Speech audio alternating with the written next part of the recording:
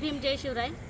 खरंच खूप छान वाटतंय आज गावामध्ये, सगळ्या गावांमध्ये फिरताना, कारण सगळ्यांना अभिमान आहे की कर्जतची सून आज एवढ्या मोठ्या उमेदवारीसाठी जाहीर झालेली आहे आणि ती गावासाठी सगळ्या काम करत आहे।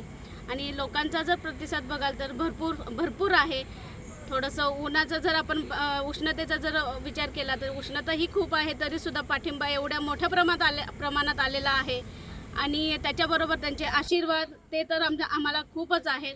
आज आम्ही आता 4 फाटा कर्जत इथून आमची रॅली चालू केलेली आहे आणि आता मानिवली इथं हुतात्मा हिराजी पाटील इथं आलेलो आहोत।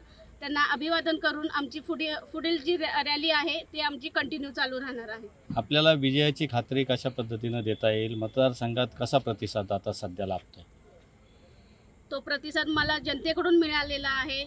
जरी माझी प्रत्येक जनतेबरोबर किंवा प्रत्येक माणसांबरोबर जरी गाठभेट नसेल झाली तरी फोनांद्वारे किंवा सोशल मीडियाद्वारे सगळ्यांचे प्रतिसाद एवढे छान येत आहेत की ताई आपली जीत नक्की आहे आणि नक्कीच आपण संसदेत जाऊन बसणार आहोत, ही सगळ्यांना एक इच्छा आहे आणि ती पूर्ण करणार आहोत। नक्कीच बाळासाहेबांनी माझ्यावरती खूप विश्वास ठेवलेला आहे आणि जर आपण बघितलं तर मावळमध्ये आत्तापर्यंत महिला उमेदवार खासदारकीसाठी आत्ता पहिलाच दिलेला आहे आणि नक्कीच बाळासाहेबांसाठी मी माझं तन मन धन हे वाहून काम करते आणि नक्कीच त्यांना विश्वास देते की ही लढाई मी जिंकणार आहे आणि इतिहासामध्ये नाव करणार आहे की पहिली मावळची जी महिला खासदार आहे ती वंचित बहुजन आघाडीची असणार आहे।